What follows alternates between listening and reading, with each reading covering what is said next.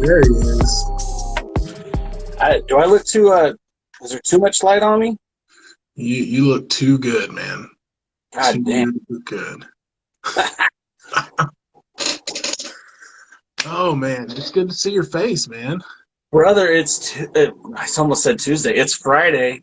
It's quickly becoming my favorite day of the week because that means we get some time to talk some NWA with our hashtag NWA fam. And it's good to be here, friend. How are you, Will? I'm good, man. This has been it's been like 100-mile-an-hour week, but like in a good way. You know, you can have those like weeks that are like super jam-packed and you're just like tired and stressed, but then you have weeks like I've had this week where it's like super productive, just firing on all cylinders. It feels really good. So that's the kind of week I've had, man. How about you? I'm glad one of us had a productive week, man, because this one's been all downhill for this guy. But I'm so excited, bro, because I literally just made the purchase of the brand new computer. It should be here on August 3rd. And I'm really looking forward to the next level for the Alliance blog and the podcasts that are coming out on my end. Hopefully I can catch up to how good you guys look over on your end. Oh, come on, man. Hey, man. It is what it is. Speaking of, I want to show this off, put this over a little bit at the beginning. I know you're going to want one of these, but I just got this yesterday. This is a sample. Ooh. This, I can see you in this, man. You look good in this hat. But this is the NWA podcast. This will be hitting the store over on the NWApod.com. So be on the lookout for that. We got some new merch coming out on the way. I know you got some new stuff coming too, don't you? Some new shirts and stuff. Soon. I'm hoping maybe we'll talk offline, but I'm thinking about maybe changing vendors. So maybe you and I could talk offline and we can figure out something. Absolutely, man. Yeah, dude. Happy to help. But, dude, let's get into it, man. It's the hot tag. It's the Friday hot tag, and this is a topic that you and I actually, before we talk about this, so last night was the town hall meeting with Billy Corgan, Nick Aldis, hosted by Joe Galley. For those of us that were not a part of that, watched the replay, that kind of stuff. I know there's a lot of questions out there asking, what did they announce? Was it, is it super secret, hush hush? I just wanted to tell the NWA fam, it was all good. It was a lot of the stuff we've already been saying. Really, the only big new information is just them confirming what we already knew, and that's that they are restructuring. They're looking to put on wrestling sometime in the near future in a safe, high-quality way.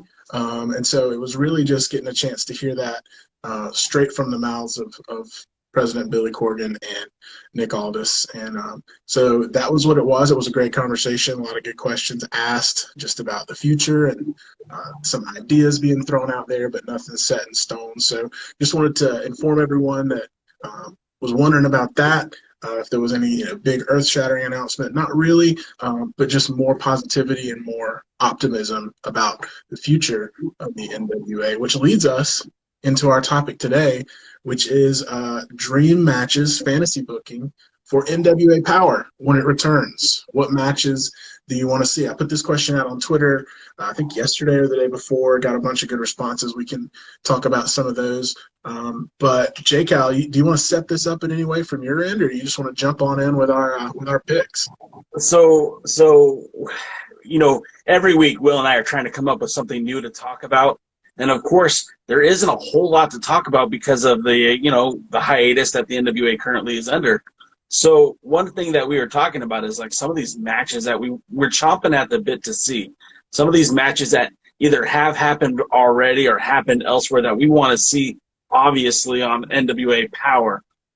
And since we don't have a timetable yet of when Powerrr is going to return, obviously these are all matches that we would just like to see, but no guarantee we'll ever see them.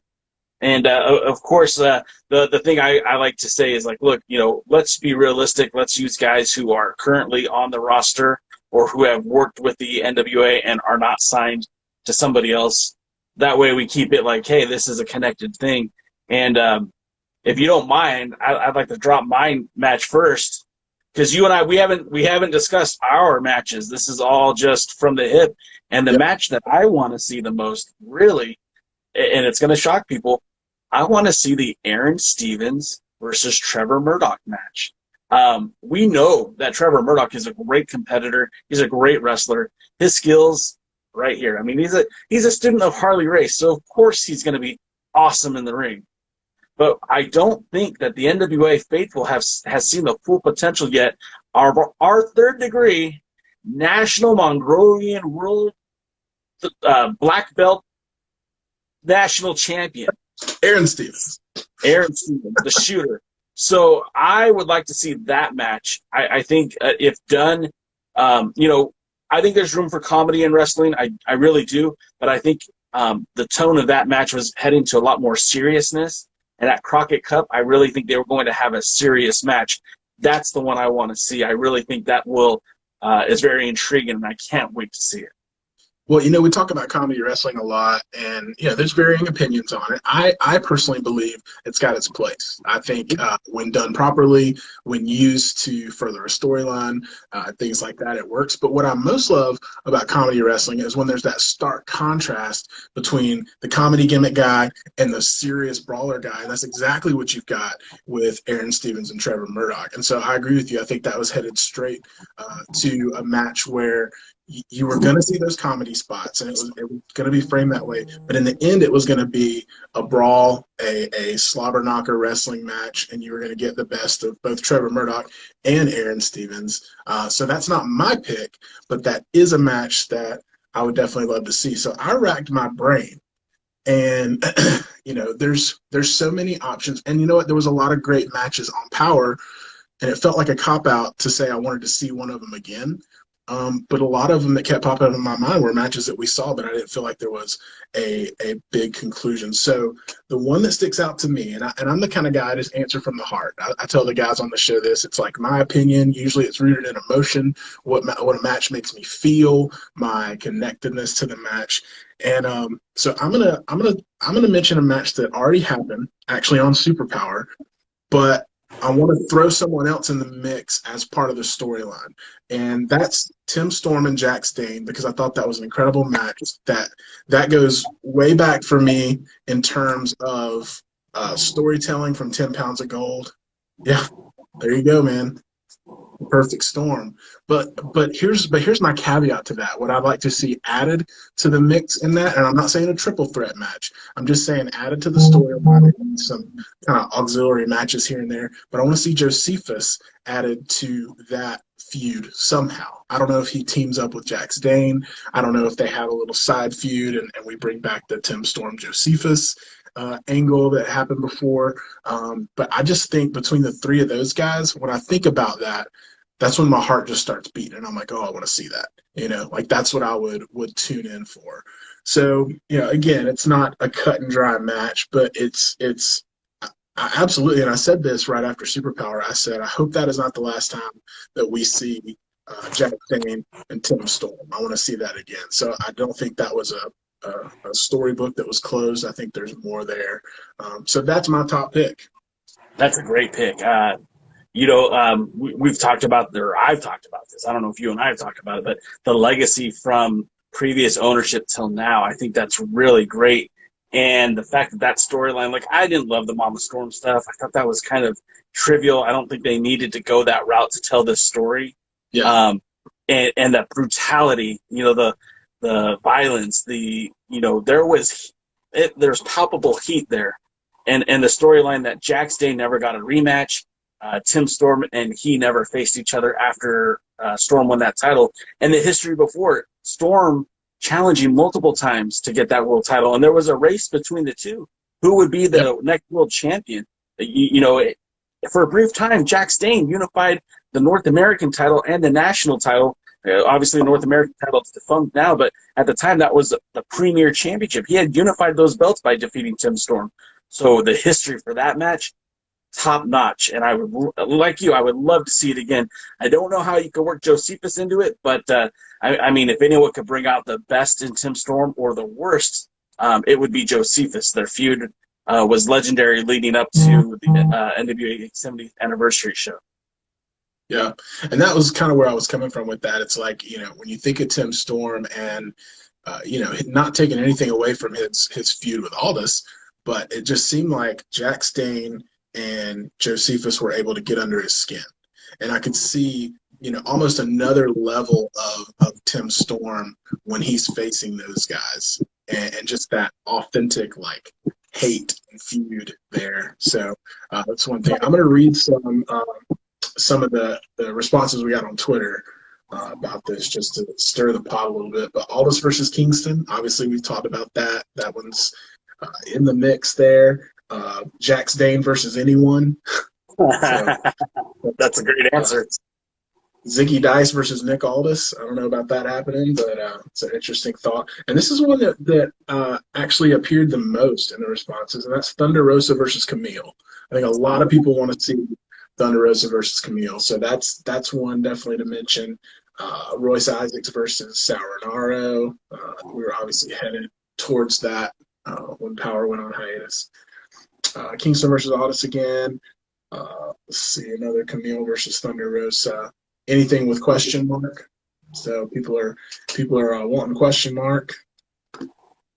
And yeah, then somebody agreeing with you. I want Trevor Murdoch to get that national title shot. So, a wide range of answers. And it's interesting because, using the stipulation that you said before of like true NWA people, that's not a really big roster. I mean, it's not like other promotions, but there's still so much depth to it. And you can fantasy book all these feuds because of the personalities and the just the credibility that these guys have. Are you ready to drop your round two? Because I still got more. I got more in the bag, baby. Okay, go ahead. Okay, so the match that I also would like to see that hasn't even been teased yet, but I think would ultimately be almost like a mirror version of each other would be Eli Drake challenging our world's heavyweight champion, Nick Aldis, for that 10 pounds of gold. The similarities between these two men are so obvious. I mean, the look, the microphone ability, the cutting promos. Both these guys are former Impact champions. Both of them came from that. And I think that either one of these guys would be a great world's heavyweight champion. And I'm not saying that Nick Aldis needs to be replaced by any stretch of the imagination. I'm just saying that somebody of the caliber of Eli Drake could surely be a top rival for Nick Aldis. And I think I would love to see that match. The promos alone, money. Yeah. And Eli's still one half of the tag team champions. And that's one, when I was trying to fantasy book more matches, we've talked about this before, we're tag team guys. But unfortunately, the NWA had not gotten to a point yet where there was a ton of traction with the tag team division. That was even one of the things that Billy mentioned last night was that, before they paused, there was a lot of discussion around how do they strengthen the tag team titles. So I think that was a focus, and hopefully it'll be a focus when they do relaunch. But, I couldn't think of any tag team matches that I would really want to see aside from, the champs, Eli and James Storm versus Strictly Business in some form or fashion, the Wild Cards or whatever, or Kingston and Homicide, maybe, or Kingston and Homicide versus Strictly Business as a way of setting up, their feud with Aldis or something like that. But, I'd love to see more tag team growth. More stories being told, more long-term stories being told, and feuds being built with the tag team division. Well, and you kind of have to put a pause on reality for a minute and say, like, what would have happened, right? If we weren't facing a global pandemic, what direction would the NWA have gone? I mean, we had the likelihood of guys like the new Koloff legacy joining the roster. We had the Hawk Airy potentially joining the roster. I mean, those were two very solid tag teams that could definitely bring depth to the roster. And who knows? I mean, I always like to bring up Championship Wrestling from Hollywood because of the direct pipeline connection that it has to the NWA, and a team like the Wolf Zaddies, which is Che Cabrera and Bad Dude Tito, who I think would definitely bring a new element and a new, more depth to that tag team division. And then lastly, like tried and true pro wrestling, Crimson and Jax Dane, I mean, those were the odds-on favorites to win the Crockett Cup in 2019. And I know Crimson has been hurt, but he could potentially be back, and we might have that tag team in the NWA going forward. I mean, nothing's set in stone, obviously, but that would be a tag team I would like to see return to the National Wrestling Alliance as well. Yeah, and another name that has been brought up a lot is the Revolt. So Caleb Conley and Zane, I always forget his last name, but yeah, he's got a tag team and called the Revolt. And he's, Caleb Conley has already made a name for himself in the NWA, so that would be a seamless transition to bring them in as part of the tag team division. And I know they hold gold in other promotions, and so they're a formidable tag team. So throwing them in the mix would be something really cool too. But yeah, I liked being able to hear last night that the NWA was focused on strengthening the tag team titles, which I can only assume would mean strengthening the tag team division by giving them more opponents and more storylines and things like that. But man, I don't have like a round 2 match. I'm like, we're gonna book one match and that's what I'm gonna do. Do you have more? Oh man, so let's think. Just off the top of my head, I'd also like to see Zicky Dice and Tim Storm. Not because I'm overly excited about that match, but I really think Tim Storm, I mean, part of his legacy with the whole NWA World Heavyweight Championship and the fact that he has agreed not to challenge for that title anymore, but, with the rules of the Lucky 7 series, I mean, winning that TV title could push him into a World Heavyweight Championship match.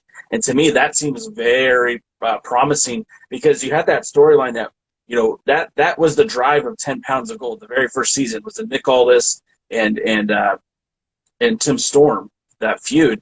The second season of the 10 Pounds of Gold was all about the Aldis Crusade. But initially, remember, that was all about Tim Storm and Nick Aldis. And they kicked off Powerrr with that match for that very reason, because they're saying this is a legacy for us. This is going to be a match that we go to for historical purposes.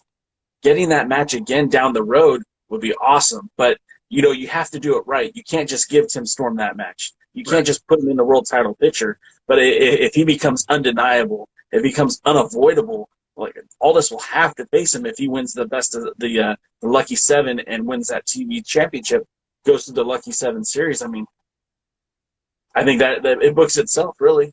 Yeah. Yeah, and I think we've talked about that a little bit in the past too, about getting Tim Storm and Nick Aldis again, because man, episode 1 of Powerrr, that was such an epic match. And when we were counting down our on This Is the NWA podcast, our top 5 Powerrr matches, I think that was number 1, based on mine and Gary's and Rob's kind of calculating our votes all together.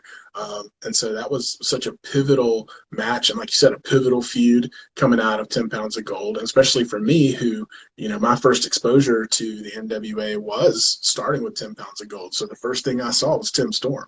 And so to me, that's going to forever be part of that. And the more that you can call back to that history, and the more that you can, this would be terrible. And there would probably be a lot of people mad. But even if you put the TV title on Tim Storm and had him go 6, right? Just having that idea in mind that he could get there. That's the ultimate baby face, clawing from behind. And, there's so much they could do with that. And I think people would sink their teeth into that so much. So that's a great point. Absolutely. And then, again, the wheels are spinning up here. I think, another match I'd like to see is just 2 roughhouses. And I think they already faced off, but Thomas Latimer and Trevor Murdoch once again. I mean, could you imagine the intensity? I mean, let's face it, there's hardly anybody on the roster who can rival the sheer power and dominance that Thomas Latimer seems to have in the ring. But you put Trevor Murdoch in, that old boy can fight. And it wouldn't be pretty. Like, I'm not looking for, the most scientific match you can think of. It's not going to be, Macho Man Ric Flair. It's going to be like, 2 cars just crashing into each other. And I'm all about that. I'm good with that. I'm good to see that. Yeah, absolutely, man. I would love to see that. And, there was a lot of matches that happened on Powerrr that you can go back and watch. And if you watch it knowing what we know now, that things were going to pause, the light bulb goes off. It's like, man, I'd like to see that again, or I'd like to see a continuation. So like you said, like who knows what we would have seen had Powerrr been continuing this whole time. So I'm just excited to see what's going to happen when it comes back. And there's a lot of chatter, obviously, about what that's going to look like. The whole empty arena conversation. We've had a lot of conversations on the NWA Fam Discord channel about it. Everybody giving their takes and opinions. I'd love to see at least like a pay-per-view model, a couple of times between now and the end of the year, just to build up some feuds. And you even brought up, I think on the pre-party, was it last week? You were talking about this kind of a pay per match model, and that kind of thing. I think New Japan's doing that over on Fight. Yeah. New Japan. So their content that they're offering directly on New Japan World, and you can subscribe to that for I think it's basically $10 a month, and the price fluctuates depending on the Japanese dollar versus the American dollar. But what's cool about it is they're also offering the matches a la carte via the Fight, and I think it's $2. And seriously, I mean, who wouldn't pay $2 to see, some of these matches that we just talked about? And I mean, honestly, it doesn't have to be NWA Powerrr at this point. I mean, I much like everyone else, I can't wait to see that format return. But I don't need that right now. I just want to see my champions defending their titles against good quality opponents in a good quality produced wrestling show.